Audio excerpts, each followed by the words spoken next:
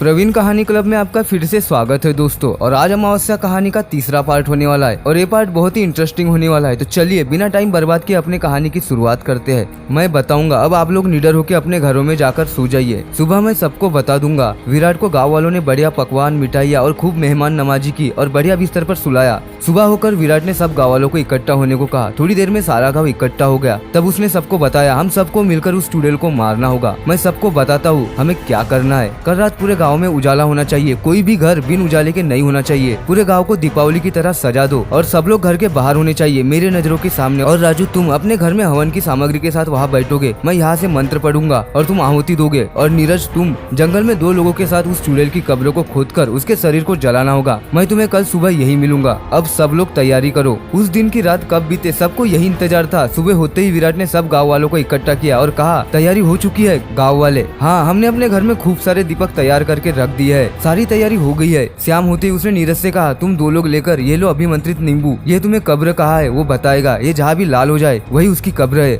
और ये लो लहसुन की माला है, अपने अपने गले में डाल लो। इससे वो तुम्हें छू भी नहीं पाएगी। चाहे वो कुछ भी करे तुम डरना मत। वो किसी भी तरह से तुमसे ये माला उतारने की कोशिश करेगी, पर तुम यह गलती मत करना वरना वो तुम्हें मार देगी। अब तुम लोग जाओ, अपना ध्यान रखना। वो लोग फावड़े उठाकर जंगल की ओर चले गए। इधर सब लोग इकट्ठा होकर बैठे उस चुड़ैल का इंतजार कर रहे थे। उधर राजू अपना आसन लगाए हुए हवन पर बैठा था। रात के 12 बज रहे थे कि किसी की पैरों की आहट सुनाई दी। सब लोग इधर उधर देखने लगे तो क्या देखते हैं कि बाल फिकरे हुए सफेद साड़ी में एक औरत चली आ रही है। उसने गांव में रात में रोशनी देखकर वो रुकी और फिर आगे बढ़ी। उसने देखा कि सारे गांव वाले बाहर बैठे, जैसे कि उन्हें बिल्कुल भी डर नहीं है किसी चीज का। वो चुड़ैल जोर से चिल्लाई, अरे मूर्खों, मरने की इतनी जल्दी है, ये लो। उसने जोर से हवा चलाई कि सारे दीपक बुझ गए। सारे गांव में अंधेरा हो गया। सारे लोग डरने लगे, वो इधर उधर भागने लगे। अब तुम सब लोग मरोगे। ऐसा होते देख विराट ने कहा, रुक जाओ, इन गांव वालों को छोड़कर मुझसे लड़। इनसे मैंने ही कहा था ये सब करने को। चुड़ैल बोली, तू कौन है? वह बोला, मेरा नाम विराट है और तुम किसी को बिना नुकसान के यहाँ से चली जाओ वरना मुझे तुम्हें मारना पड़ेगा। चुड़ैल, तू मुझे मारेगा?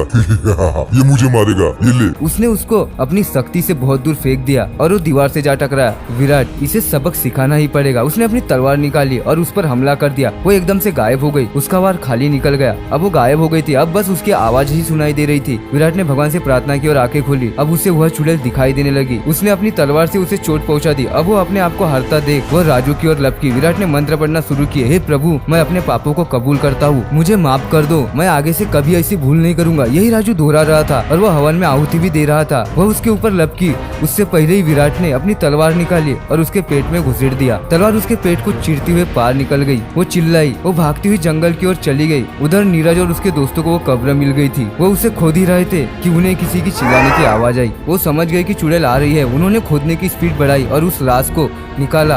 वो उस लाश को निकाल ही पाए थे कि वो वहाँ पहुंची। वो उन पर झपटी। जैसे ही उसने उन पर हमला करना चाहा, वह चीखकर गदौर से जा गिरी। वह लहसुन को देखकर दूर से ही चिल्लाई जा रही थी, उसे मत छुओ, उसे मत जलाओ। तब तक विराट भी उसका पीछा करते हुए वहाँ पर आ पहुंचा था। उसने कहा, जल्दी से इस शरीर को जला दो। उनके तो हाथ कांप रहे थे, माचिस भी नहीं जल रही थी और वो चिल्लाए, नहीं जा रही थी, नहीं, मुझे छोड़ दो, उसे मत जलाओ। माचिस जलते ही उसने उसमें आग लगा दी। शरीर जलने लगा और वो भी चिल्लाने लगी, नहीं, मुझे छोड़ दो, मुझ पर रहम करो। और वह राख के ढेर में परिवर्तित हो गई। विराट ने उन तीनों को शाबाशी दी और वह गाँव वापस आ गए। सारे गाँव वाले अब बहुत खुश थे। सबने विराट का धन्यवाद किया। सुबह होते ही विराट ने कहा, अब मुझे चलना चाहिए। सब गाँव वालों की आंखों में आंसू आ गए और सबको राम राम करके विराट आगे बढ़ गया। तो बस ये था अमावस्या कहानी का लास्ट पार्ट। और आपको यह कहानी पसंद आई हो तो लाइक शेयर और कमेंट करके बताओ। और ऐसी वीडियो देखने के लिए हमारे चैनल को जरूर सब्सक्राइब करो।